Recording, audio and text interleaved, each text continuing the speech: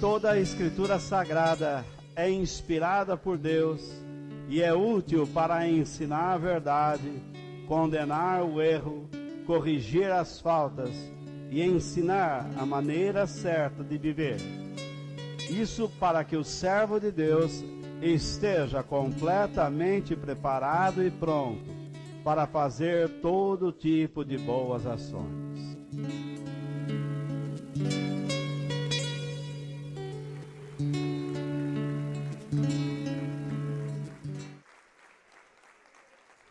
Eu reconheço e digo a vocês que eu tenho aprendido bastante sobre a vontade de Deus para a minha vida,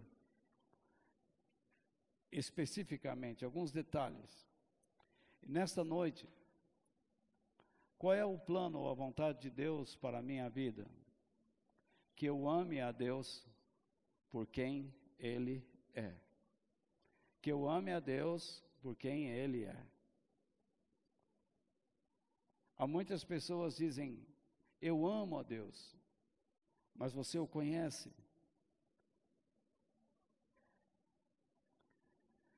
O ser humano foi criado para ter satisfação em Deus, irmãos. Ele foi criado para se satisfazer em Deus. Porque sem Deus, você e eu e qualquer ser humano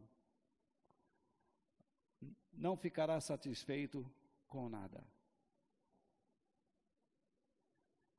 Sentiremos uma vida vazia e nada nos satisfaz.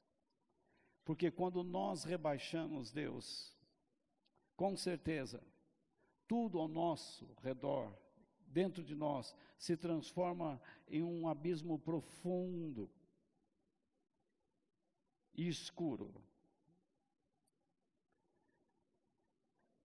Por isso você sempre tem aquela necessidade de conseguir alguma coisa a mais. Porque você não consegue viver contente com o que tem. Quando eu penso naquilo que a palavra de Deus, tendo o que comer e o que vestir, estejam contentes. Ele estava escrevendo isto para pessoas que estavam vivendo um momento muito difícil em suas vidas. E eles estavam reclamando. E então ele diz, escuta aí, Deus tem dado roupa para você vestir, Deus tem dado casa para morar, Deus tem dado a vocês comida. Então, fiquem contentes com isto, nesse período de suas vidas. Porque Deus está no controle de todas as coisas. Então, esse princípio deve servir para nós.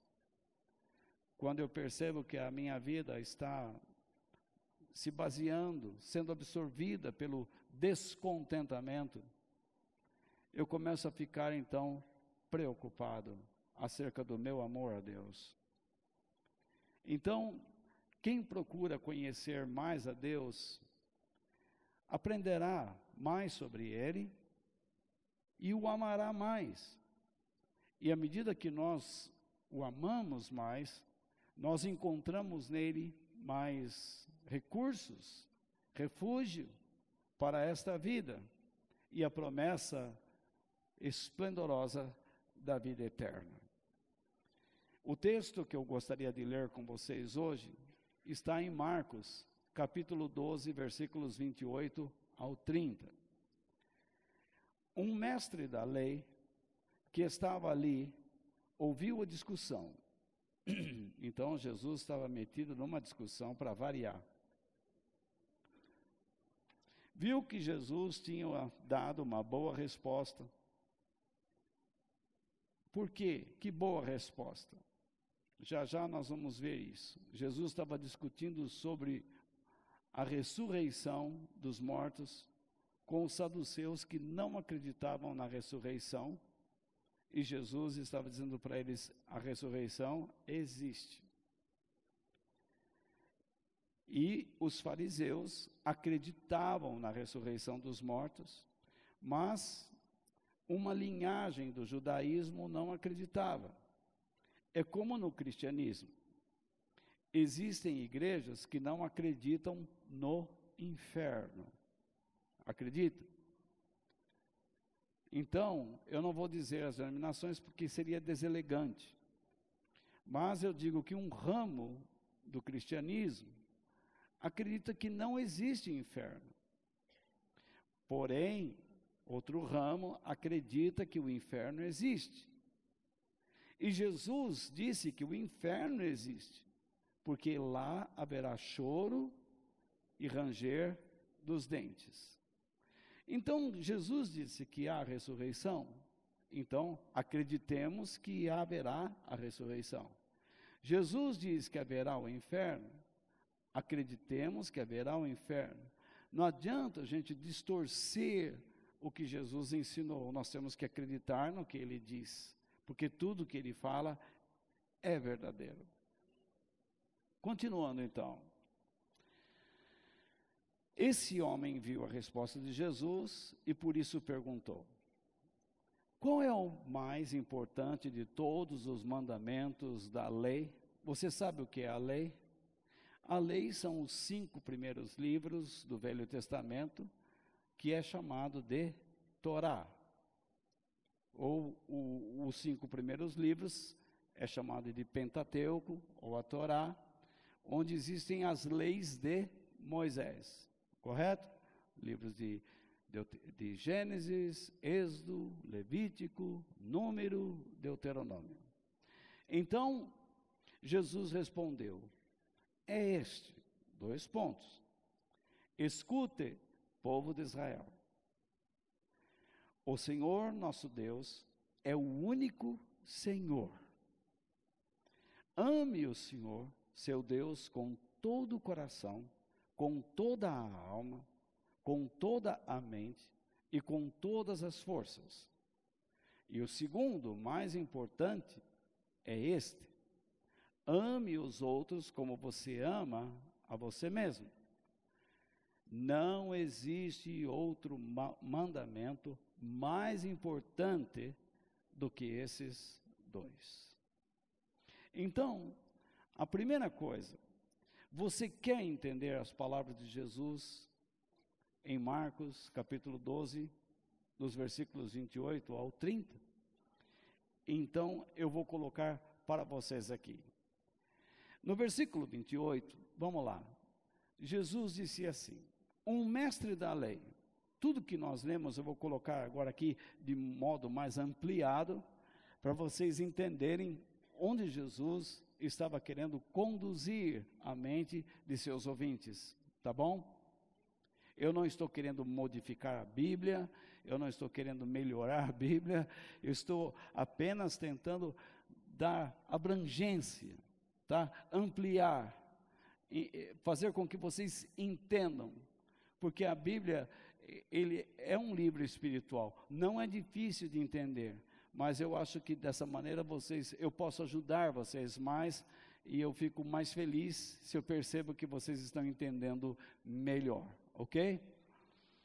Muito bem, eu fico contente que muitas pessoas estão com as folhas impressas, minhas notas impressas, outras estão no celular, nos tablets, porque eu envio antes, e eu peço sempre que vocês relevem alguns erros gramaticais ou falta de palavras, porque eu não sinto ainda minhas mãos, por incrível que pareça, e eu tento digitar, tento fazer o melhor, e eu espero que não contenha muitos erros, mas se houver, está lá a Luciana, que ela já pega isso daí, já dá uma olhada lá e depois vai corrigir e coloca lá na internet, ok?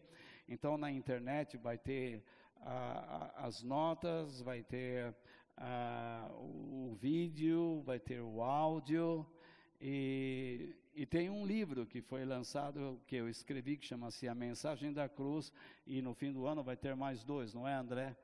Eu agradeço muito o André que está trabalhando nisso, e eu estou colocando lá mais 2 livros, que serão quais, André? Ok, Tomando Decisões Corretas em um Mundo Trapaceiro, e o segundo livro, Lições da Queda de Pedro.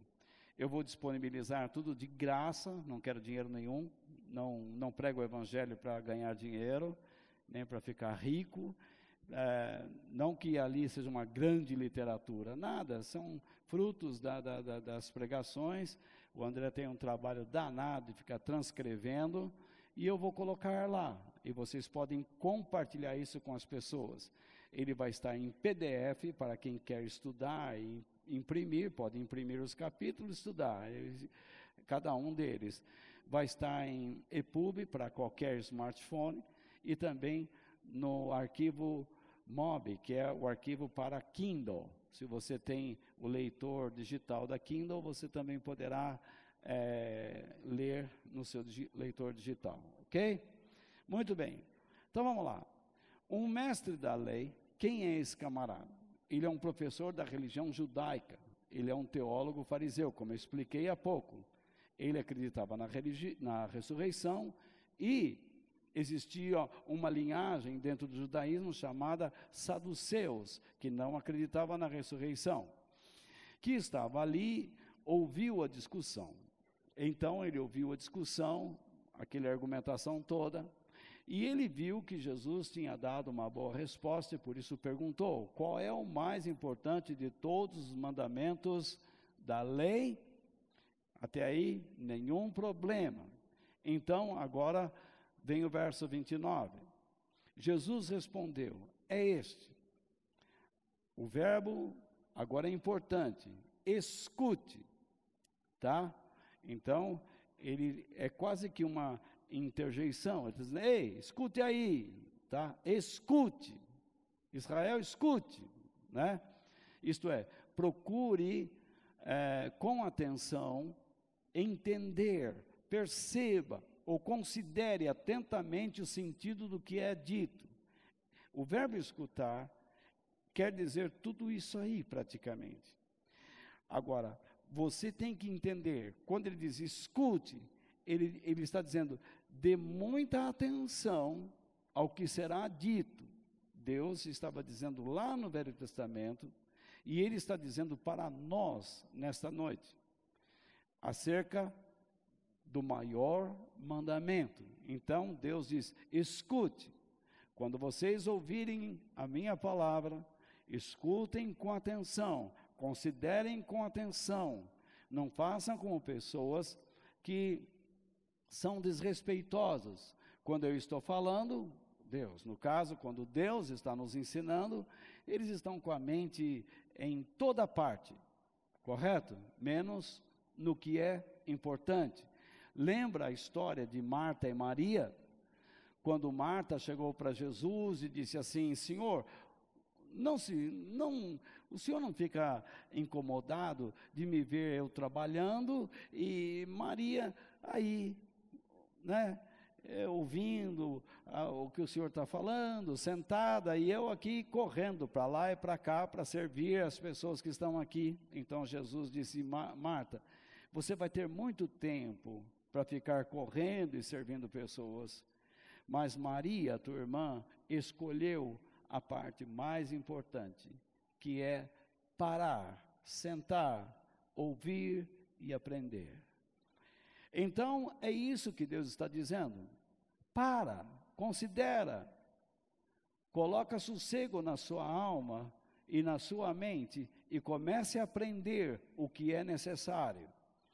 Então ele diz: escute, povo de Israel. Quem é o povo de Israel? É o povo escolhido, formado por Deus. Nós também fomos escolhidos e formados por Deus. O mesmo conselho que Deus está dizendo àquele povo, Ele está dizendo para nós. Então ele diz, o Senhor, isso é importante entender, o que significa isto? O Senhor significa o dono, o proprietário, aquele que tem todo o controle, o soberano, que deve ser tratado com respeito e reverência. Então, quando Deus é chamado de Senhor na Bíblia, a palavra Senhor quer dizer todas essas coisas aí, praticamente tudo isso aí e muito mais. Você imagina se nós colocássemos todos os significados das palavras, a sua abrangência, que tamanho seria a Bíblia? Ainda bem que nesta época nós temos esses recursos tecnológicos, e então nós temos uma oportunidade de aprendermos muito mais, sabe? Agora, o que falta a nós é desejo. Então, espero que nós tenhamos esse desejo, espero que nós tenhamos essa gana de querer guardar, absorver, aprender o que significa a palavra de Deus. Senhor, então, significa dono. Ele é meu dono, Ele é meu proprietário, Ele é o soberano. Você entende o que é soberania? A soberania de Deus significa que Ele tem o controle de tudo. É Ele que realiza cada coisa, cada situação. Nada escapa do seu controle, nada escapa da sua soberania, do seu senhorio. Continuando, o Senhor, nosso Deus, não é isso? É agora o único Senhor. O que significa isso? Que não há outro Deus ou dono, pois os demais, no caso deuses, são meras invenções humanas ou crendices. Por isso, Jesus está dizendo, ouve Israel, o Senhor nosso Deus é o único, tá? Na verdade, seria melhor dizer assim, ouve Israel, o Senhor nosso Deus é único, não existe outro. Os homens criam deuses, os homens criam religiões para satisfazer seus próprios desejos. Por exemplo, eu posso pegar a Bíblia e distorcê-la. Eu posso pegar a Bíblia, colocá-la de lado e começar a encher a cabeça de vocês com promessas falsas, esperanças falsas, princípios de vida falsos, com positivismo. E então vocês iriam ficar muito alegres, vocês iriam começar a acreditar em uma esperança que na verdade não existe. O que eu estaria fazendo? Eu estaria tirando a base apostólica e colocando uma base pessoal. Eu estaria transferindo o quê? Minhas ideias, minha personalidade a vocês. E então vocês não estariam em cima de um fundamento sólido, mas vocês passariam a construir suas vidas sobre a areia. E naturalmente, quando viessem as intempéries, você não se sustentaria, você cairia, ruiria, seria destruído. Agora, se eu lanço bases concretas, bases sólidas, e se você der atenção, você for honesto consigo mesmo e comigo e com o próprio Deus que está nesse lugar, quando vierem as intempéries, com certeza o Espírito de Deus trará ao teu coração as verdades que você aprende neste lugar. E então você vai se lembrar disto, porque este é o papel dele, e ele vai ensinar você como se locomover, como se movimentar dentro das diferentes situações, ou até mesmo adversidades que você tenha que passar. Continuando então, agora o verso 30, ele diz, ame, isto é, ame a Deus como? Com alegria, com satisfação, com prazer, com contentamento, tá? Então, para você ter prazer em alguma coisa, você tem que experimentar. Você diz assim, eu gosto do sorvete de creme. E você diz, que gosto tem? Não sei.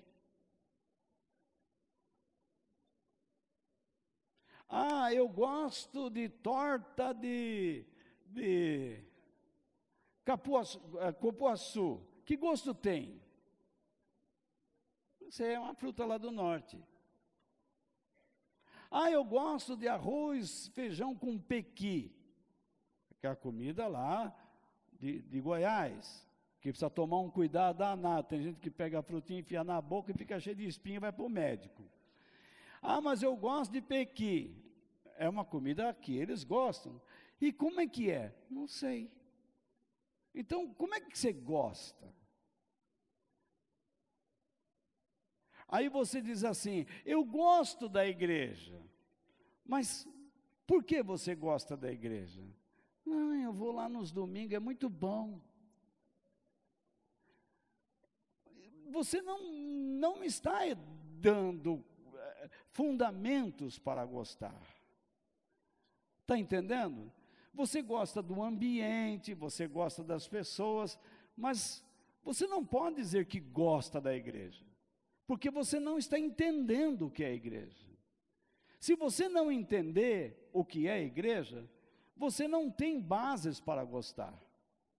Então, algumas pessoas dizem assim, eu gosto de Deus, eu amo a Deus. Por quê? Porque Deus é bom. Mas por que Ele é bom? Ele me dá tudo. Mas por que eu vi outro dia você reclamando, murmurando, azedo, reclamando da vida, se Deus é bom? E agora você diz que ama a Deus. Eu não estou entendendo. Você percebe? Percebe o que eu estou dizendo? Então, o que Jesus diz, ele diz assim, você tem que ter contentamento nele, você tem que ter prazer, satisfação nele, porque você foi criado para ter satisfação em Deus. Muito bem. Então, continuando, ame o Senhor como? Com todo o teu coração. Coração é a parte essencial do ser humano, correto? Então com todo o vigor, com a mente, com a essência do seu ser. Porque quando coração na Bíblia é uma palavra poética, significa toda a nossa energia, tudo que somos, tá? Então, com toda a alma, o que é a alma? A alma é a área de toda a nossa parte psicológica. Então ele diz, ame a Deus com seus sentimentos, desejos, afeições e até aversões. Porque há certas coisas que Deus vai dizer, não ame. E porque amamos a Deus, teremos aversões àquilo ali. Nós vamos rejeitar aquelas coisas. Não é porque nós as qualificamos más, mas é porque Deus diz, isso é mal, isso é ruim, tá? Então, muitas pessoas dizem assim, que nós somos preconceituosos. Não, é porque quando nós estudamos a Bíblia, nós sabemos o que certas atitudes vão gerar.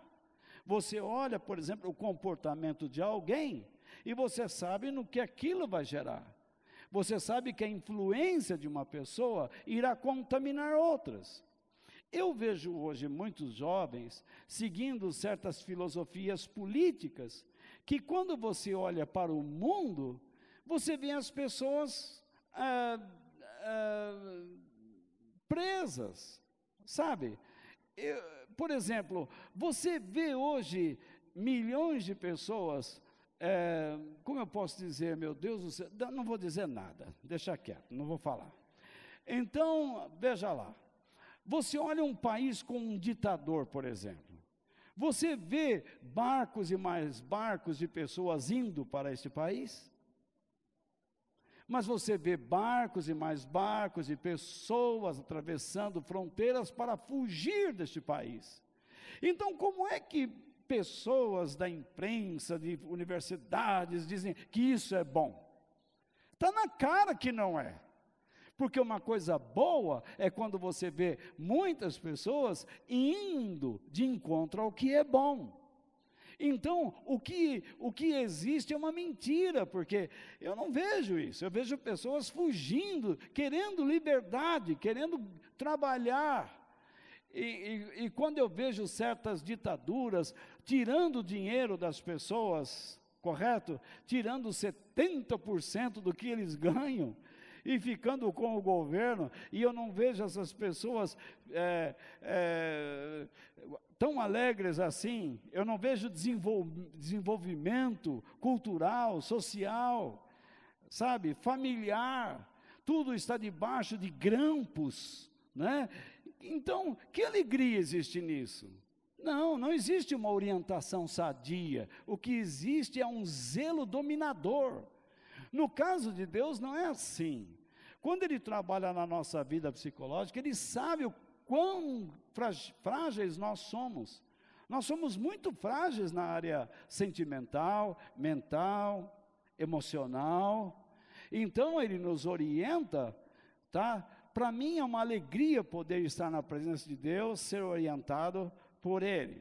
Bom, mas enfim, continuando. Ele diz, ame a Deus com toda a mente. O que é isso? Ame a Deus com todo o intelecto, tá? Entendimento, com compreensão, com seus pensamentos. Há certas pessoas que ainda insistem que na igreja é proibido pensar, que na igreja é proibido usar o intelecto, é proibido usar o raciocínio, a lógica.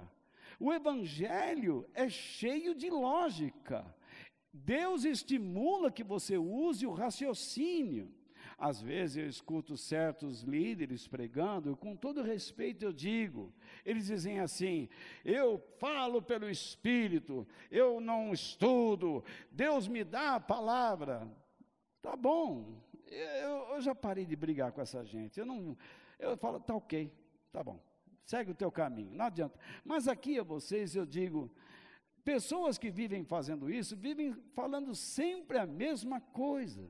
Eles não crescem, se tornam orgulhosos, se tornam condenadores, não sabem orientar, são pessoas difíceis de aproximação, são pessoas que não mudam o seu caráter, não se desenvolvem, você não vê nada de novo, nada de atraente nessas pessoas. Eu fico muito preocupado e muito triste.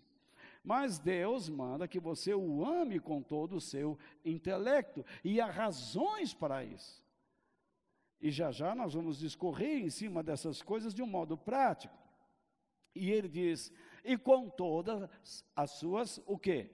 Forças, isto é, habilidades, talentos naturais, novamente, vigor físico. Você tem talentos naturais. Tem gente aqui que tem habilidade para artes cênicas, tem gente que tem habilidade para o esporte, ou natação, ou artes marciais, ou futebol, basquete, vôlei, eu não sei. Tem outras pessoas que têm aptidão ao direito, à matemática, às ciências, nos seus vários campos, nas suas variações. Então, Deus diz, você pode me amar, eu coloquei esse talento em você.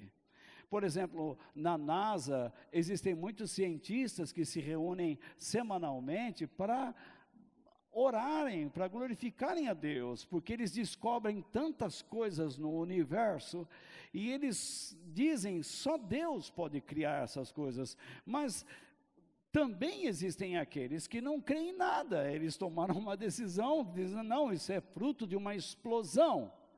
Então fica aquela discussão, existiu realmente essa explosão? Faça um teste na sua casa, pega uma bomba e coloca lá num lugar seguro, coloca algumas pedras e vê se a sua explosão gera alguma coisa organizada, como é o nosso universo. Nosso universo é muito organizado. Você pode prever o que vai acontecer daqui a anos, daqui a muitos anos, porque Deus fez isto acontecer assim.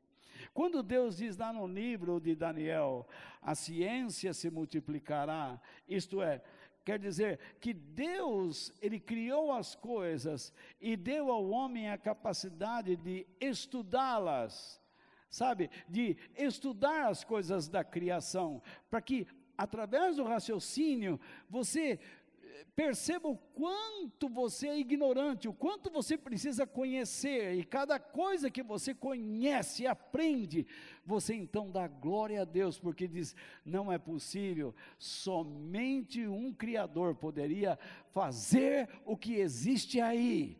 Quando você olha para o seu corpo, para o que você não é resultado de uma ameba, você não vem do macaco. Por acaso, você está vendo algum macaco hoje se transformando em ser humano? Então, não existe essa evolução. Eu não consigo ver um lagarto se transformando num jacaré. Eu não vejo um jacaré se transformando num lagarto. Eu não vejo um macaco, como eu já disse, se transformando num ser humano. Se a evolução existiu, deveria estar acontecendo. Por que parou? Parou por quê? Então, eu não entendo essas coisas, com todo respeito, se você me provar, vamos lá, vamos em frente. Mas, por que Jesus veio? Jesus veio para dar uma definição clara e abrangente sobre Deus. Ele veio explicar a pessoa de Deus para nós, para que nós pudéssemos amá-lo e conhecê-lo cada vez mais. Certa vez Filipe disse, Senhor, mostra-nos o Pai. E o que Jesus disse? Filipe, há tanto tempo eu estou com vocês e você me faz essa pergunta, para que eu lhe mostre quem é Deus? Quem vê a mim, vê a Deus, porque Jesus é Deus. Ele foi o próprio Deus que tomou sobre si carne, para ensinar o ser humano que nós existimos para glorificarmos a Deus, para refleti-lo, para expressá-lo, porque nós fomos criados à imagem e semelhança de Deus. Quando nós estudamos as Escrituras, nós aprendemos que antes da vinda de Jesus Cristo, lá no Velho Testamento, tudo que Deus falava apontava para Jesus, correto? Tanto que Jesus, na estrada de Emaús, disse o quê para aqueles dois que estavam indo embora após a sua ressurreição? Jesus olhando para eles, e eles estavam andando para Emaús, dizendo, o que aconteceu? Só você não sabe. Crucificaram um homem tão bom, um rapaz lá, né? E ele colocaram numa cruz, e Jesus foi conversando com ele, foi explicando a Bíblia, e aquele negócio todo, e Jesus disse, você não sabe que toda a Escritura falam dele? E de repente, vocês conhecem a história, eles pararam para comer, Jesus deu graça, os olhos deles se abriram, e eles viram que estavam conversando com o próprio Senhor, era ele, ressuscitou. E eles voltaram rapidamente para o lugar de onde não deveriam ter saído. Então, quer dizer, no Velho Testamento, tudo que está lá no Velho Testamento fala sobre Jesus. Mas quando Jesus veio, ele começou a explicar não sobre si mesmo. Ele falou algumas coisas sobre si, mas todo o seu ensino era voltado para Deus. E o que nós aprendemos com isso? Ninguém consegue ir a Jesus se Deus não o conduzir. E ninguém consegue ir a Deus se Jesus não o conduzir. Você diz assim, eu creio em Deus, mas eu pergunto, cadê Jesus na sua vida? Aí você diz, eu creio em Jesus, e eu pergunto, cadê Deus na sua vida? Tá, eu creio em Jesus, como que você creu? Não resolvi crer, é impossível. Porque você só pode ir a Jesus se Deus o conduzir. O próprio Jesus disse, ninguém pode vir a mim se o Pai não trouxer essa pessoa. Então, você não pode dizer, eu gosto da igreja, simplesmente, por que você gosta? Tem que existir um trabalho para você gostar. Tem que existir um processo para você passar a gostar. Você não pode chegar a Jesus sem passar pelo processo divino. Lá estava o cego à beira do caminho, gritando: filho de Davi. Como que ele gritou, o filho de Davi? Quando Jesus estava passando, ele disse: o que está acontecendo? Disseram para ele: Jesus, o Nazareno, está passando aqui. Ele gritou: Nazareno? Não, ele gritou: Jesus, filho de Davi. Como é que ele estava ali, naquela hora, e Jesus estava lá? Estava no lugar que Deus queria que ele estivesse. Deus estava dirigindo a sua vida, e estava dando a ele uma oportunidade. Deus está dando a você uma oportunidade de ouvir alguma coisa que talvez você não vai aprender em algum outro lugar. Deus está ensinando você a amar a Deus de uma maneira que você não irá aprender em outro lugar. Olha esta igreja que está aqui. Por quanto tempo nós ficaremos aqui? Não sei. Eu outro dia disse para a Denise, eu disse assim: Denise, eu tive um pressentimento que a nossa igreja parece que vai acabar. Alguma coisa vai nos arrancar daqui. Eu não sei. Eu tive esse pressentimento. Se é de Deus, se não é, não sei. Vamos aproveitar o tempo que nós temos. Se isso tudo aqui é importante para a tua vida, se tudo que está acontecendo aqui é importante para a tua vida, vamos fazer o melhor para Deus e celebrá-lo com alegria, por ter nos dado um tempo tão maravilhoso nesse lugar.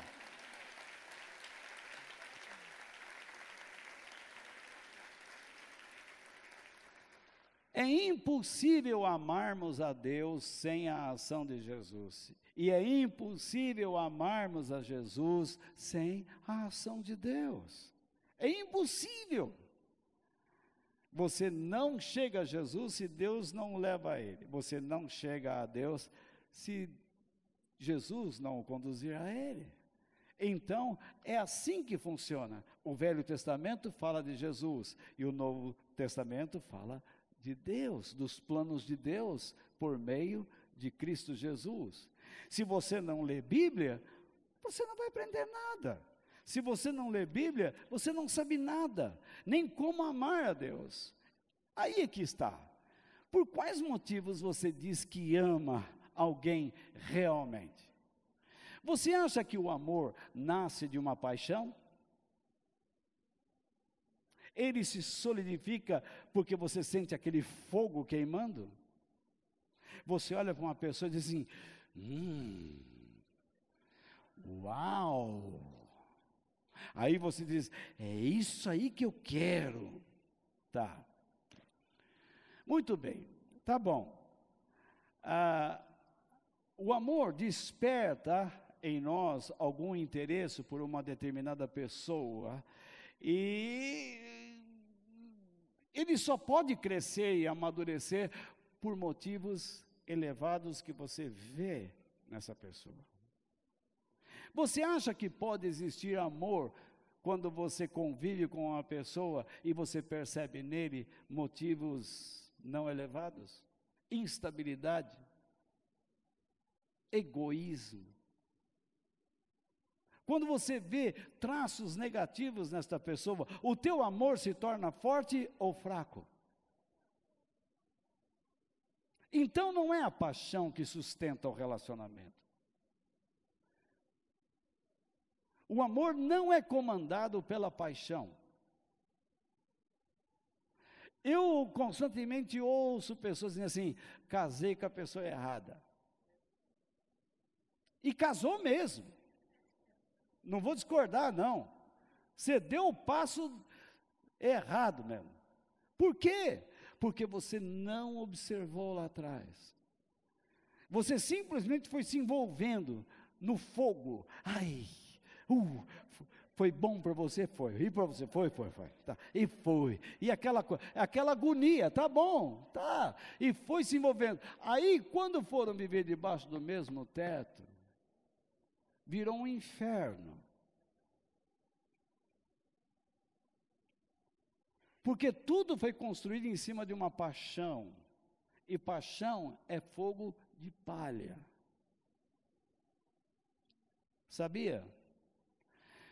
Quando as pessoas amam, elas procuram observar o quê? Qualidades, caráter, propósitos elevados. Se a pessoa é estável com relação a dinheiro e uma série de outros fatores. Quando uma pessoa não observa essas coisas, só se envolve emocionalmente e fisicamente, você vai ver os resultados lá na frente. Serão terríveis. Então, para de brincar com a vida, para de brincar. Você, quando se relaciona com alguém, você quer construir algo, não sobre areia, mas sobre bases sólidas. O amor, para crescer, precisa de fundamento, ele precisa de conhecimento. Se você não conhece uma pessoa, você desconfia dela, você não ama. Eu acho engraçado algumas pessoas assim, eu amo o meu namorado, mas não sei por onde ele anda. Você fica com o coração na garganta ou nas mãos, mas você anda desesperado, você desconfia, você não ama, você tem insegurança, você tem, você quer ter posse, domínio, você não consegue confiar, porque a pessoa é instável. Algumas pessoas, por isso, resolveram dizer assim, vamos ficar, se der, deu, se não der, não deu. Esse não é um plano de Deus, isso não gera segurança na sociedade, isso só vai gerar cada vez mais insegurança. Você jamais deveria participar desse tipo de filosofia de vida. Deus não quer que você fique, Deus quer que você crie relacionamentos fortes, sadios, que possam dar a outras pessoas bom exemplo. Se eu estou falando essas coisas aqui, você pode ter certeza que alguém tem que vestir a carapuça. E não me venha depois dizendo assim, ele está pregando direto para mim. Não estou pregando nada de direto, não. Estou ensinando princípios da verdade, o Evangelho. Agora, não brinque com as coisas de Deus, não brinque. Deus é o Criador de todas as coisas. Então, quando você olha para uma pessoa que não tem boa índole, você não consegue confiar. Quando as suas inclinações, suas propensões, tendências, intenções são instáveis, cada hora pensa uma coisa, não está contente com nada, essa pessoa, em primeiro lugar, não tem Deus, porque uma pessoa que tem Deus é contente, ele é um pouco mais sossegado. Isso não quer dizer que você vai deixar de buscar coisas na vida, não é isso. Entenda bem, não leve a outro extremo. Mas quando você olha uma pessoa que é instável, que as suas propensões, as suas tendências, uma hora está lá em cima, outra hora lá embaixo, eu quero isso, agora eu quero aquilo, agora eu quero... Não para!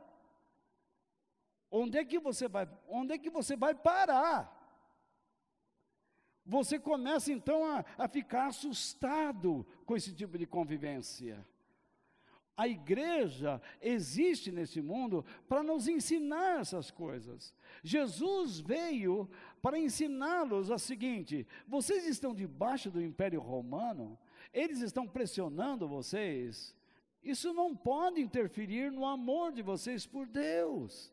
Esse é o período esse período em que vocês nasceram, foi definido por Deus, era necessário que ele existisse. Vocês estão sofrendo, mas por outro lado, Deus está alcançando milhões de pessoas. Estradas estavam sendo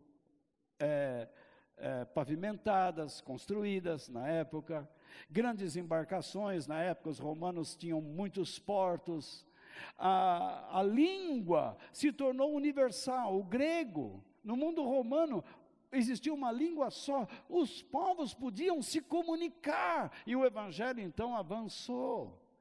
Quando você olha para o mundo e entende o mundo só pela sua visão, pelo modo egoísta, você vai sofrer. Mas quando você olha para o mundo com os olhos de Deus, você vai se libertar de si mesmo e vai entender a razão de você estar onde está. Eu sempre digo para alguns irmãos, se nós não entendermos o nosso momento, nós vamos sempre ficar criando uma igreja, vendendo coisas para as pessoas, vendendo óleo, vendendo água, vendendo gravata, vendendo camiseta, vendendo toalha, vendendo chinelo, vendendo tudo. E dizendo às pessoas, Deus quer libertar você. Gente, nós estamos entrando no período do princípio das dores, nós estamos chegando no final dos tempos. É um período difícil, onde a incredulidade está crescendo, o mundo está se enchendo de maldade. Cabe a nós crescermos no Senhor e amarmos, entendermos este momento, levarmos as pessoas a entender melhor Deus. Cabe a nós nos prepararmos mais, porque o final de tudo está chegando. Ou é céu ou é inferno, ou é vida ou é morte. Nós não estamos tratando aqui com brincadeiras. Nós estamos diante do Senhor, estamos diante de demônios.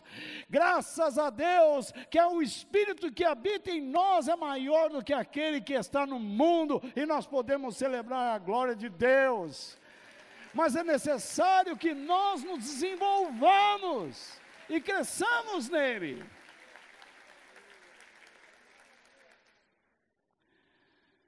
Por que nós podemos amar a Deus? Porque Ele é estável, Ele não muda. Olha o que Tiago diz em Tiago capítulo 1, 17. Tudo de bom que recebemos e tudo que é perfeito vem do céu, vem de Deus, o Criador das luzes do céu. Repare agora, Ele não muda, nem varia de posição, o que causaria o quê? A escuridão. Se Ele variasse, se Ele então mudasse o tempo todo de ideia, traria sobre nós o quê? Trevas em vez de luz. É isso que acontece no seu e no meu, ou nos nossos relacionamentos. Quando nós nos deparamos com uma pessoa instável, o que essa pessoa projeta para nós? Insegurança, escuridão. Nós ficamos instáveis diante dessa pessoa, você não sabe o que dizer para ela. Há certos casais que não conseguem ter diálogos, porque começam a ter medo um do outro, porque tudo que falam, eles não querem se ouvir, porque eles estão projetando escuridão, e está faltando Deus nesse relacionamento, está faltando Deus. Jesus disse, eu sou a luz do mundo, quem me segue não andará na escuridão, mas terá a luz da vida.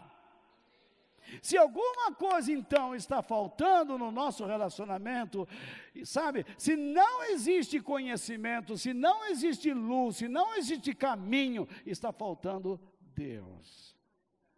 Se Deus é aquele que não muda, nem varia de posição, Jesus, ele disse, ou melhor, a Bíblia fala sobre Jesus a mesma coisa. Jesus Cristo é o mesmo, ontem, hoje e sempre, ou eternamente.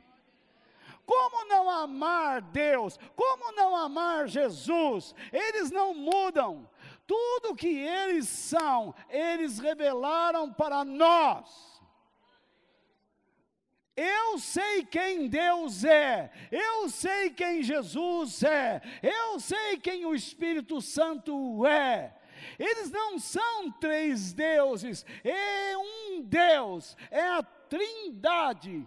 Eu sei o que Deus quer fazer, eu conheço a história deste planeta, eu sei como Ele me chamou, eu sei para onde Ele irá me levar, eu sei como Ele quer me tratar, eu sei o que eu devo realizar em seu nome. Eu conheço as suas exigências.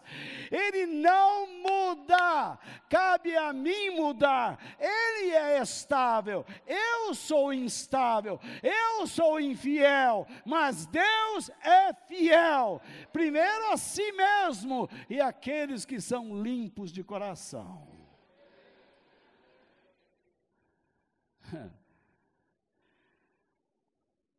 Quando nós não conhecemos nada sobre a pessoa e o caráter de Deus, também não haverá nada em nossa mente que nos desperte a amá-lo.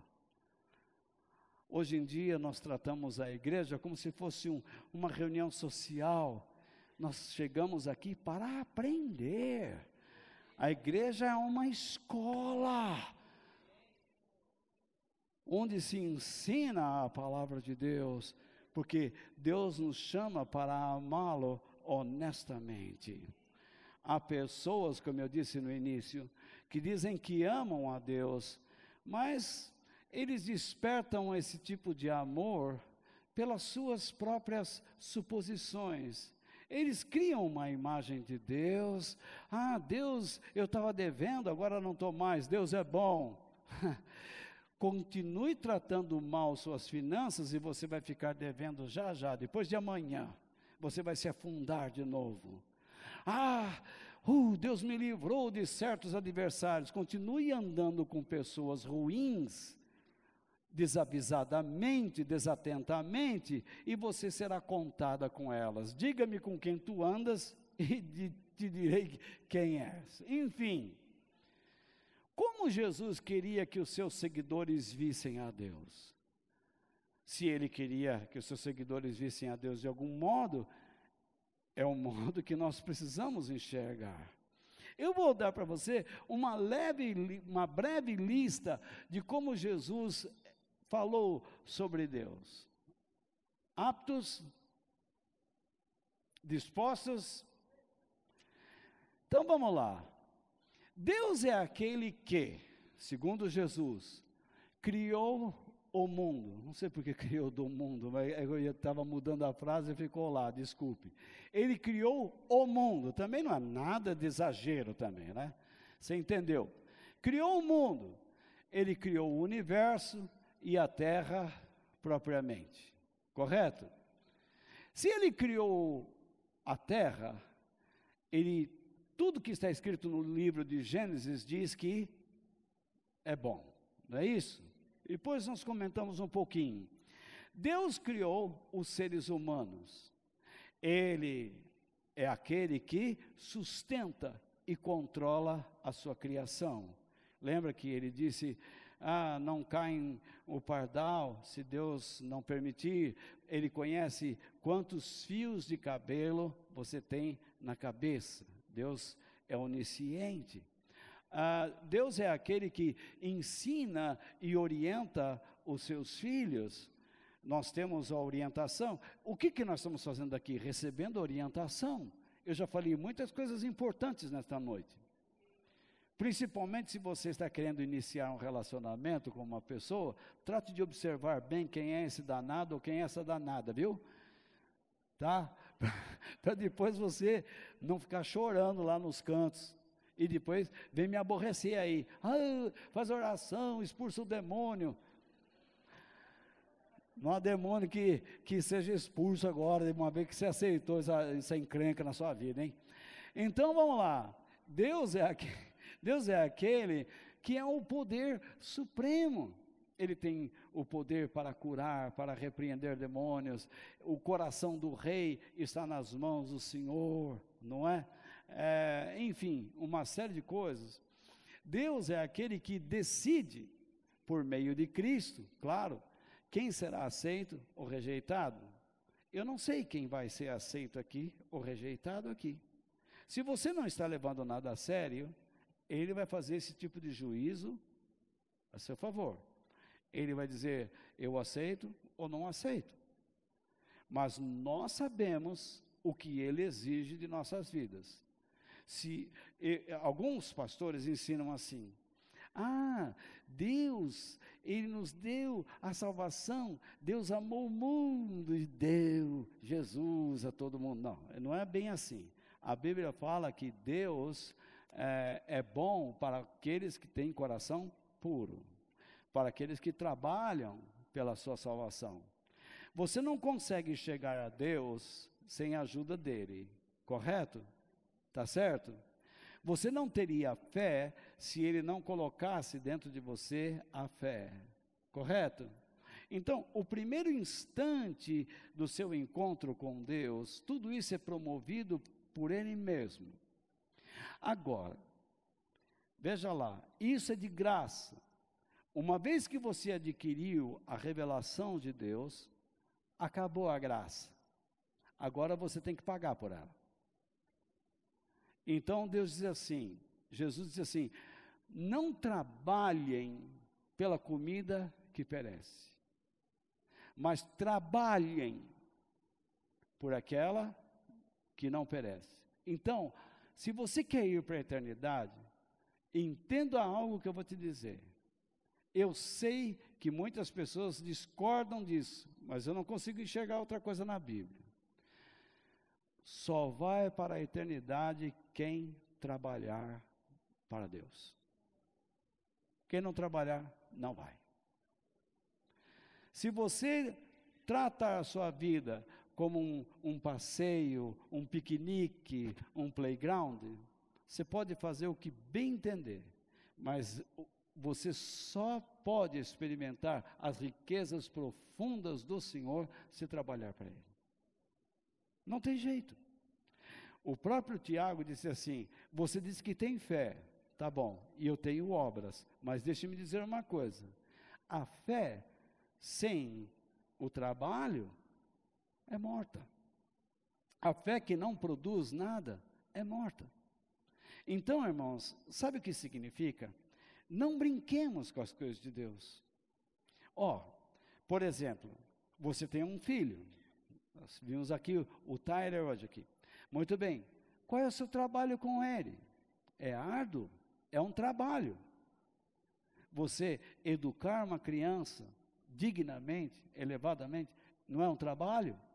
Você tem que observar o que a palavra de Deus, preparar esta criança para enfrentar o quê? Seus colegas na escola no futuro, porque vão fazer a cabeça dele. Vão tentar jogar o seu filho contra você. Ou eu estou falando bobagem. Aí você vai lá no barbeiro, vamos chamar assim, barbeiro. Hoje é cabeleireiro. Mas na minha época era barbeiro. Passava lá brilhantina. O camarada chegava lá e... navalha, né? Então, até tem uma piada de barbeiro, não sei se eu já contei para vocês, né? O camarada chegou no barbeiro, só me fazer a barba aí. Vamos lá. Aí começou, e aí arrancou a pele e o sangue escorreu. Ele falou, calma, pegou álcool com algodão e colocou, e gritou, calma, você passa já, vamos continuar, não fica assustado não. Foi do outro lado e o sangue escorrendo. Calma, mais algodão com álcool. A cara do homem, tudo ensanguentado, cheio de algodão, a boca dele já estava desse tamanho, parecia aquele índio botucudo, sabe? Aí ele viu um homem sem braço, olhando para ele assim assustado, e ele disse assim, o senhor é cliente do barbeiro aí? Não, o braço eu perdi num acidente de moto, não foi aqui não. Então, você imagine o que ia acontecer com ele naquela cadeira.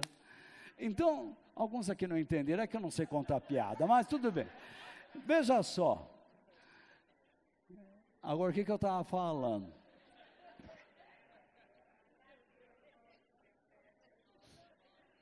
Está vendo que dá? Gente, Deus decide. Ele tem autoridade para decidir. Ele vai dizer, você é aprovado, você é desaprovado. Deus é aquele que é cheio de compaixão. de acordo com a parábola do filho pródigo. Você tem que se arrepender, e então ele te aceita. Se você não leva a sério, se você quer continuar na sua vida, vai se afundando, vai vivendo, achando que você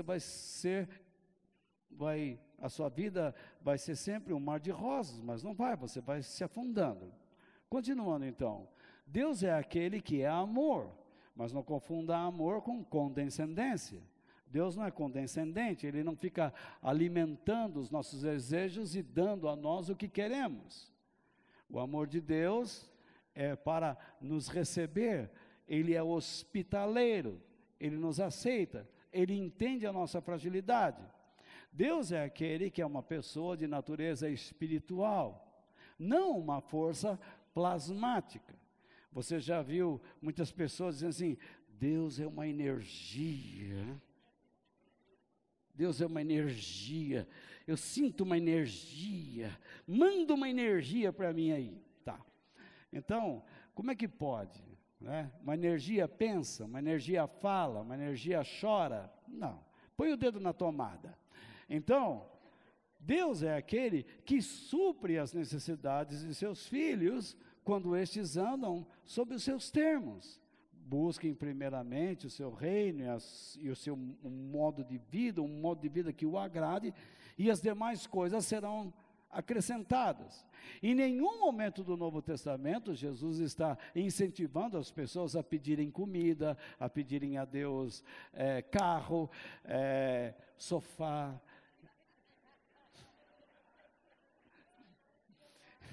smartphone, celular, sítio, computador. Oh, Senhor, eu preciso do computador. Não, Ele não impede, você pode até pedir o que quiser, mas, na verdade, o que Jesus incentivou é que nós deveríamos pedir o Espírito Santo, sabedoria, não é isso? São coisas que nós não pedimos. Aquilo que é necessário para nós, imagine, veja, eu lembro muito bem que eu estava começando uma igreja, eu não tinha um tostão para pegar o ônibus, para ir. Eu disse, como é que eu vou? Meu Deus, eu olhei lá, não tinha um dinheiro. Como é que eu vou fazer? A reunião começa daqui 2 horas, eu não tenho como chegar lá a pé. E eu falei, Deus, eu não sei como agir. Me ajuda, me dá uma saída. Como é que eu vou chegar lá? De repente chega uma pessoa, toca bate palma lá no portão, dizendo, ô pastor Walter, por favor, tudo bem? Ô querido, quanto tempo não nos vemos? Eu não sei porquê, eu estava em casa e eu senti de Deus de lhe trazer esse dinheiro. E tem mais, lá no carro tem algumas sacolas de mantimento, por favor. Aí ele disse assim, tem mais alguma coisa também, algumas roupas para você. Você vê como que Deus faz? Uma vez eu estava nos Estados Unidos, já contei essa história a vocês aqui, eu tinha $50 no bolso, era o único que eu tinha. E Deus disse, dê aquele casal. E eu dei os $50 para eles. Era aniversário de casamento. E naquela época, $50, você podia levar a moça para um restaurante, não chique, mas um restaurante, e você poderia comemorar seu aniversário de casamento. E ele falou, muito obrigado, hoje é nosso aniversário de casamento, nós não sabíamos como íamos fazer. Deus arrumou esse cara aqui para dar valzinho e ficar dura. Aí... aí eu saí, fiquei lá fora, aí passa o irmão, Walter, vamos lá para tal cidade, vamos embora. E aí, no caminho, ele falou assim, Walter, eu estava numa igreja, eu recebi, está aqui o dinheiro para você. Cheguei na igreja lá, o pastor falou assim, olha, nós gostamos tanto de você que os irmãos mandaram te dar essa oferta. Aqueles $50 rendeu para mim $3.000.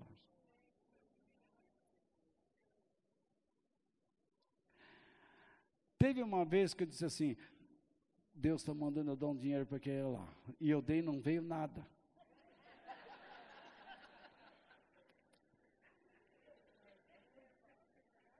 Às vezes Deus diz, dá, e Ele não promete que vai dar de volta. Mas você tem que ser obediente. Mas Deus nunca deixou de suprir minhas necessidades.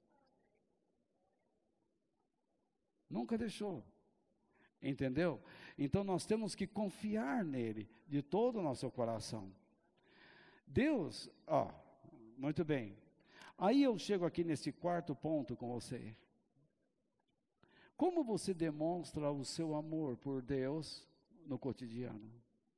Se eu sei todas essas coisas sobre Deus, se eu sei que eu devo amá-lo, tem que existir alguma coisa prática em tudo isso. Tem que existir. Jesus disse então, no verso 31, aqui está. E o segundo, mais importante, é este: ame os outros como você ama a você mesmo. Não existe outro mandamento, repare na expressão mais importante, que quer dizer mais antigo, mais forte do que esses dois. Esses dois o quê? Amar a Deus e ao próximo. Voltando à pergunta, como você demonstra o seu amor por Deus no cotidiano? Como? Amando o próximo. Então, nós demonstramos o nosso amor por Deus quando damos, tanto a nós mesmos, quanto aos outros, tudo o que aprendemos sobre quem Deus é. Vamos lá. Eu disse a vocês que Jesus, na sua breve lista, que eu dei a vocês uma breve lista, ele diz, Deus é o Criador da terra, não é isso? Não é? Ele criou a terra. Muito bem, qual é o lado prático disso? O lado prático disso é que nós devemos nos esforçar para que as pessoas entendam que Deus não criou esse mundo para ser do jeito que está, mas ainda ele é maravilhoso, esse planeta, não é? Não é isso? Às vezes você viaja para alguns lugares e diz, olha que coisa mais linda, mais cheia de graça.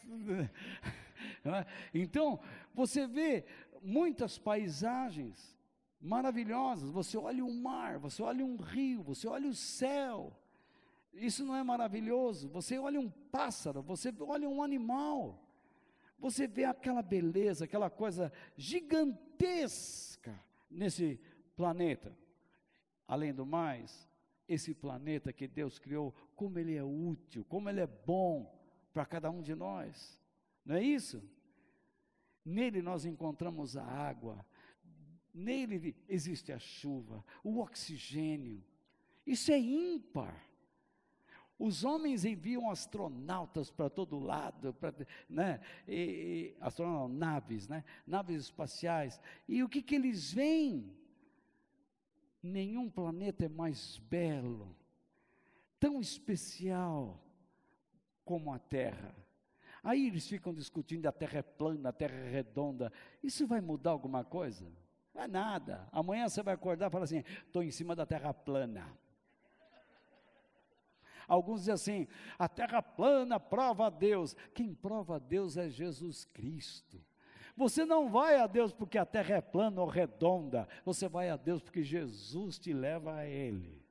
Você não vai a Jesus porque a terra é plana ou redonda, você vai a Jesus porque é Deus quem te leva a Ele. Então, se a terra é plana ou redonda, quadrada, se ela está em cima de elefantes, se ela está em cima de colunas, como diziam os gregos e os elefantes dos hindus, não importa. O que importa é que ela foi criada por Deus para ser boa e útil ao homem. Cada coisa nesta terra expressa a grandeza, a glória de Deus. Mas o que os homens fizeram? Encheram a terra de maldade, desde o período de Noé até os dias de hoje. E nós não deveríamos estar fazendo isso. Ou não é verdade? Deus criou o ser humano à sua imagem e sua semelhança. Para quê? O que significa criar sua imagem e semelhança? Que nós deveríamos refleti-lo, espelhá-lo. Por quê? Porque Deus é uma pessoa, como eu disse, Ele não é uma força plasmática, Ele não é um fantasma, Ele não é uma energia.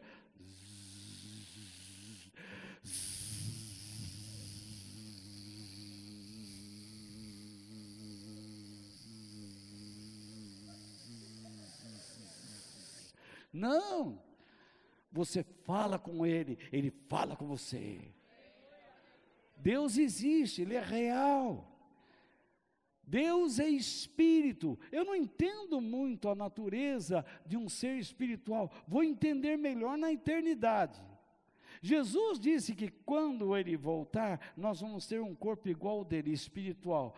Come e ao mesmo tempo atravessa a parede. Imagine eu comer um sanduíche de mortadela, eu atravesso aqui e a mortadela fica lá.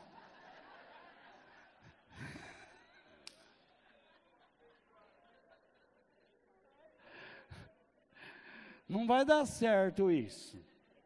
Eu não concordo. Deus pensa, Deus fala, Ele expressa emoções. Se vocês receberam minhas notas, eu as enchi de referências bíblicas. E se você quiser estudar e aprender, você vai nessas referências, você vai ver a riqueza que o nosso Deus é. Deus diz, olha, eu coloco aí, eu fico irado, eu choro, eu olho para vocês, eu choro, eu me alegro, eu olho para vocês, eu me alegro. Este é o meu filho amado, que enche a minha vida de alegria, Deus diz. É assim, não é? Ele expressa suas emoções. Nós sabemos e lemos que Deus está no controle de todas as coisas, e até mesmo sobre aquelas que nos acontecem. Muitas vezes você e eu somos afetados por pessoas más, que nos fazem o mal. Mas por que eles fazem o mal? Porque eles fazem o que o diabo quer. Vocês já leram que o mundo jaz no maligno? Não é isso? O que eles podem produzir? O mal. Agora, aquele que está em Deus não pode produzir o mal, não deve. Por isso que a palavra de Deus diz que nós não devemos retribuir o mal com o mal, porque Deus é o vingador, Ele é justiça, entendeu? É isso que Deus ensina. Deus, Ele nos dá a liberdade de escolhermos o caminho que queremos andar. Deus nos dá a liberdade de escolhermos e decidirmos o pensamento que queremos pensar. Você pode escolher a ação ou a reação que quer tomar, mas Deus diz, você será responsabilizado pelo modo que você agir. Deus responsabiliza. Ele mesmo diz, eu coloco diante de vocês o caminho da bênção e da maldição. Eu coloco diante de vocês o caminho da vida e da morte. Vocês têm que escolher. Vocês já cansaram, não é verdade? Mas, já estamos terminando. Mas é maravilhoso isso. É maravilhoso isso. Isso muda a vida.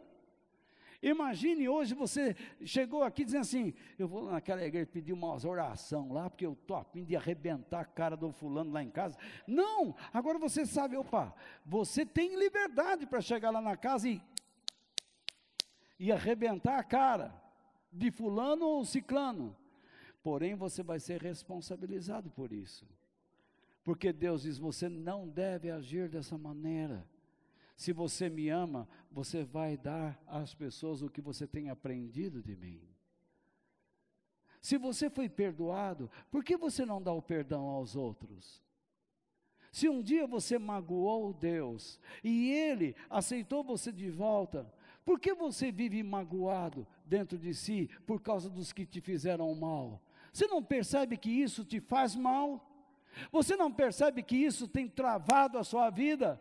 Você não percebe que isso tem tirado o seu sono? Você diz lá atrás, não é justo, eu tinha muito, perdi tudo.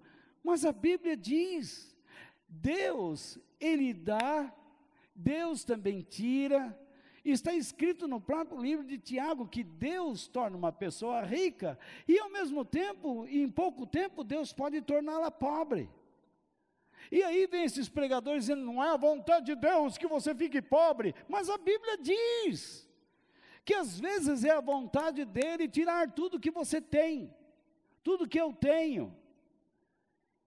Você começa a se apoiar sobre o que você tem, de repente Deus tira o teu chão, porque Ele te ama, porque os seus pensamentos, a sua avareza, a sua mesquinhez, está tomando conta do seu coração e te roubando dele.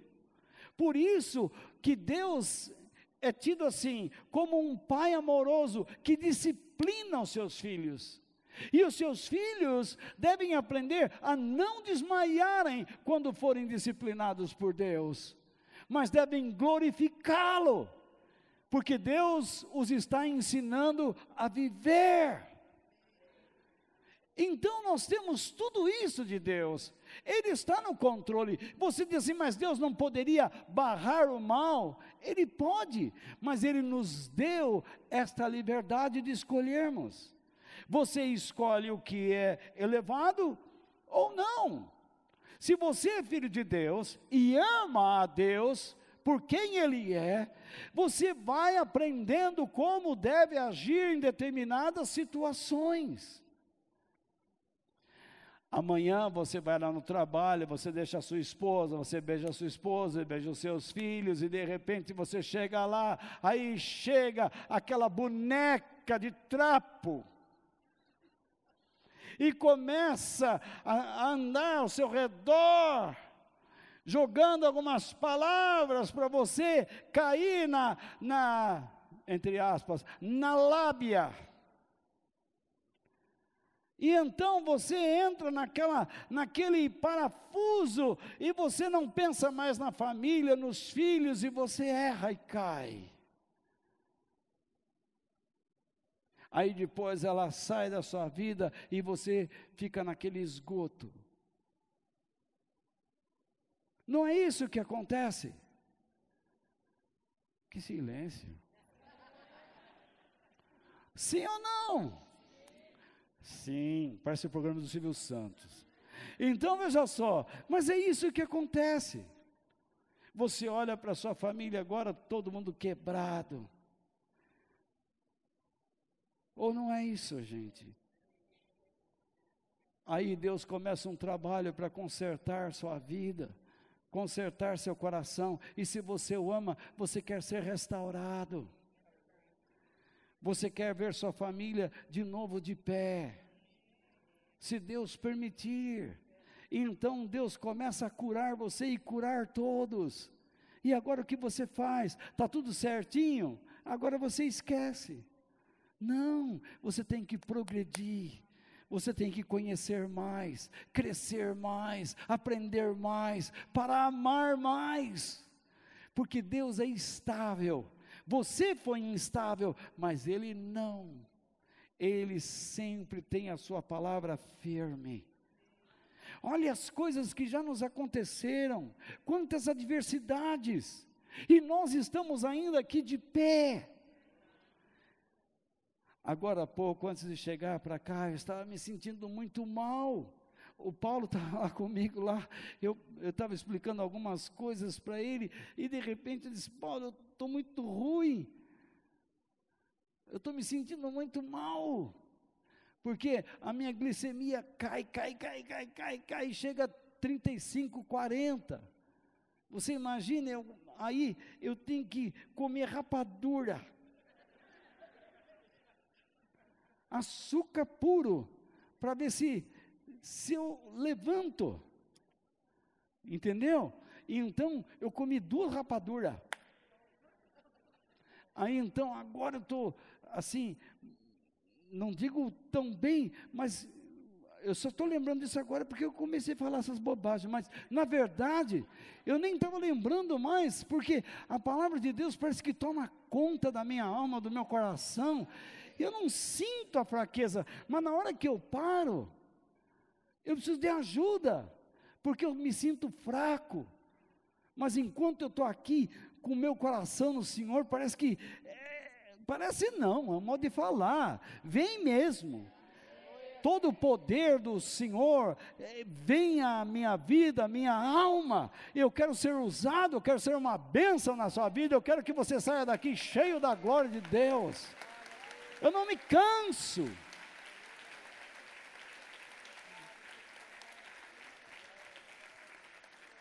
Eu não estou dizendo isso porque você me compare a um tipo de herói, alguma coisa, a uma pessoa extraordinária. Eu não sou nada de extraordinário. Eu sou simplesmente um milagre. O que eu quero é trabalhar até o fim da minha vida para o meu Senhor, porque eu sei o quanto custou Ele mudar meu coração. Eu não o vi chorar, mas sei que chorou. Eu não vi o preço que Ele pagou, mas sei que pagou. Eu não pude entender sua paciência, mas Ele tem sido paciente. Pode ser que ainda Ele nem me queira, mas eu o quero. Eu o amo. E eu quero abrir meu coração, minha boca para falar do Evangelho, não enganar as pessoas. Eu quero falar de um Deus verdadeiro, que ama as pessoas e que tem palavra. Ele não muda. Ele é justo, Ele é justo. O que Ele pede, Ele pede. Ele não é condescendente. Ele é firme nos seus propósitos. Ele não muda. Não existe variação. Por isso Deus é luz. Não é treva. Enfim, irmãos. Quando Jesus diz que nós devemos amar a Deus com todo o coração, com toda a alma, com toda a mente, com todas as forças, Ele está dizendo o quê? Que o nosso Deus é o nosso maior tesouro. Ninguém amaria uma pessoa assim, desse modo. Você não consegue amar seu namorado assim. Você não consegue amar sua esposa, seu marido assim. Você não consegue amar seu filho, sua filha, seu pai, sua mãe assim. Mas você pode considerar muitas coisas ao seu redor como coisas boas, que você gosta realmente. Mas escute o conselho deste velho pregador. Tudo que você chama de bom e que quer ter perto, não deve jamais estar acima de Deus. Quando Jesus diz, ame o Senhor com todo o teu coração, com toda a alma, com toda a mente, com todas as forças, Ele está dizendo, não coloque nada acima dele. Viva a sua vida. Ele te deu talentos naturais. Você é professor, vá dar aula. Você é advogado, vá advogar. Você é jardineiro, vai cortar mato. Vai podar árvore. Vai matar manduruvá. Você é piloto de avião, vá pilotar. Você é piloto de Fórmula 1, vá. Você é futebolista, você é esportista, vá fazer esportes. Deus quer pessoas em todas as áreas. Você não precisa destruir sua vida para ser quem Deus projetou você para ser. Você não precisa descer seu nível. Você pode ser uma bênção de Deus onde estiver. Você pode estar lá na sua rua, no seu trabalho, e ser uma bênção de Deus naquele lugar. Você não precisa destruir sua família. Você não precisa destruir sua vida simplesmente porque você não se sente satisfeito. Deus é a tua satisfação, Ele é a tua alegria, Ele é o teu prazer. Lembre-se, sem Ele você nunca conseguirá nada. Chega na sua casa hoje, abraça a sua família, faça o melhor que você puder. Mas Walter, eu não tenho retorno. Esquece o retorno. O que a tua mão direita faz, não deixa a esquerda saber. Faça o que deve ser feito. Faça o que você aprendeu de Deus. Ame a Deus e haja sobre o que você aprende dele. Não existe nada nesta terra maior que Ele. Por isso eu quero terminar essa meditação desta noite com este salmo. O Salmo 73, versículo 25 diz: no céu eu só tenho a Ti.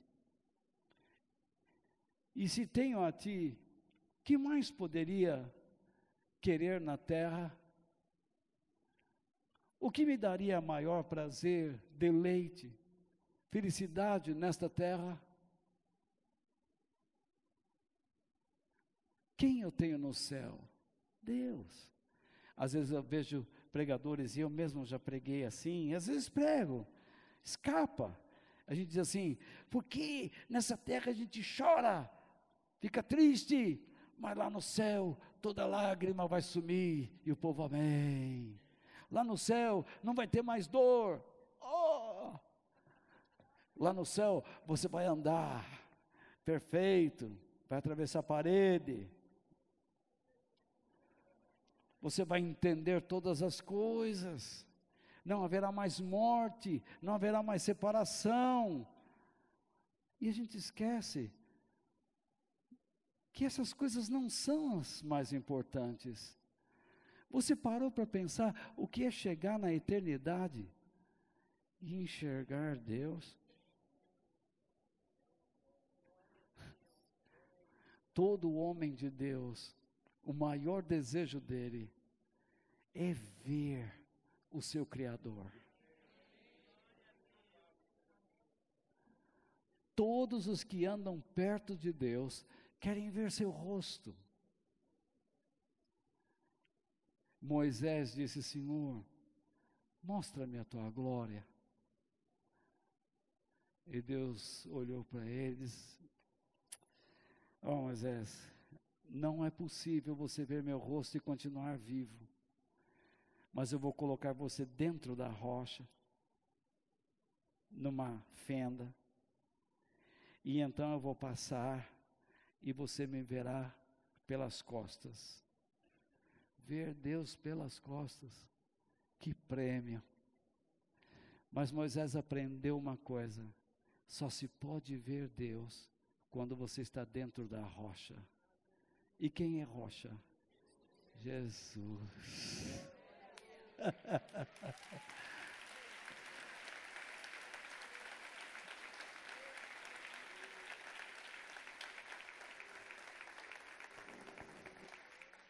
É isso, irmãos. Com o aumento da maldade nesse mundo, não permita que a sua fé se esfrie. Não permita que o seu amor por Deus esfrie. Faça um esforço. Comece a entender por que você vem aqui aos domingos, às terças. Por que você enfrenta o trânsito? Por que você enfrenta o frio, o calor? Às vezes até caras feias da sua família, quando chegam para você e falam assim: a gente queria ir nessa casa, mas agora você fica com o negócio de igreja. Olha que bom, você vai economizar. A turma ia lá para comer bolinho de chuva. Agora você não vai fazer mais, você não vai pegar mais farinha, ovo. Ficar com cebolete no dedo. Nossa.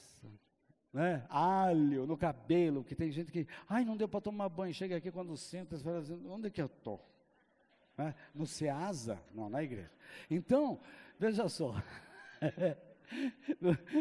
ai, cada bobagem, né? Mas tudo bem, veja lá, As pessoas reclamam, né? Ah, mas a gente ia sempre, lembra quando a gente se reunia? Eu lembro muito bem.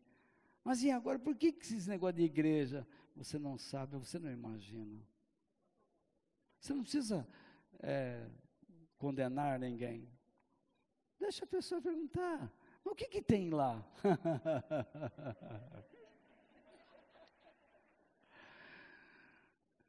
Lá não tem nada. Ou então você vai na igreja para quê? O que tem lá? Tem cadeira, luz, projetor, pessoa de tudo quanto é qualidade.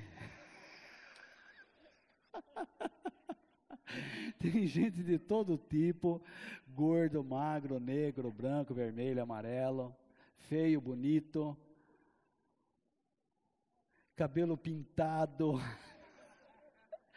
Tem gente de todo jeito. Mas então, o que tem lá? É isso, né? Tem lá um cara que fala, uma hora lá, uma hora pouco. Mas só isso. Não. O problema não é o que tem lá. O problema é o que está dentro de mim aqui.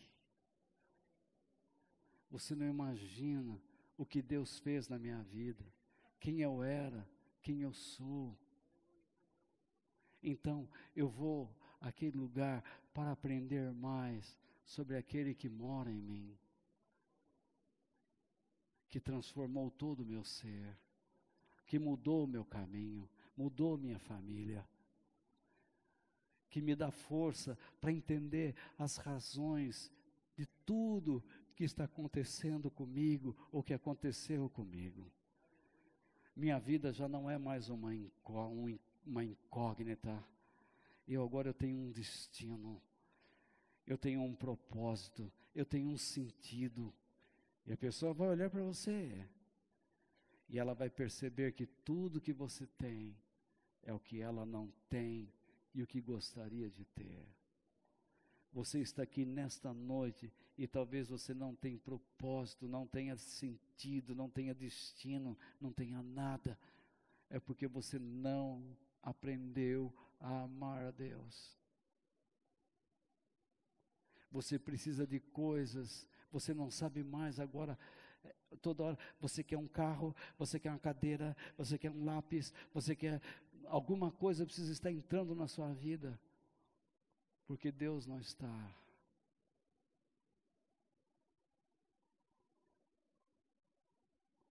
Sossega. Pensa que a coisa mais importante é você aprender a amá-lo. E Ele vai dirigir sua vida, como tem dirigido a minha. Não fica procurando sarna para se coçar. Não tente procurar conhecer o futuro, como alguns fazem. Irmã, estou ligando, como é que vai? Faça uma oração por mim. Viu alguma coisa? Isso é adivinhação. A Bíblia condena isso. A Bíblia diz: lance fora do meio de vocês os adivinhos. O que Deus quer é que você o conheça e confie nele. Entrega os teus caminhos ao Senhor, confia nele, e o mais Ele fará.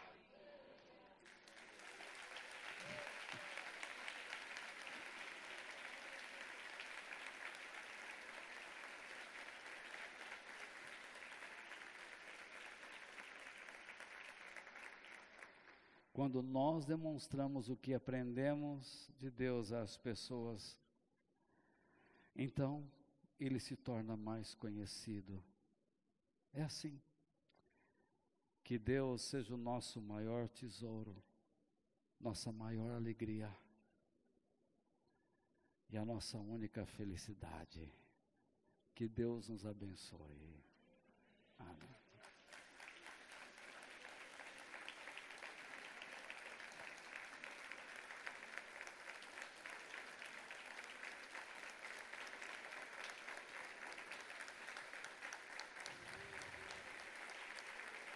Louvado seja o Senhor.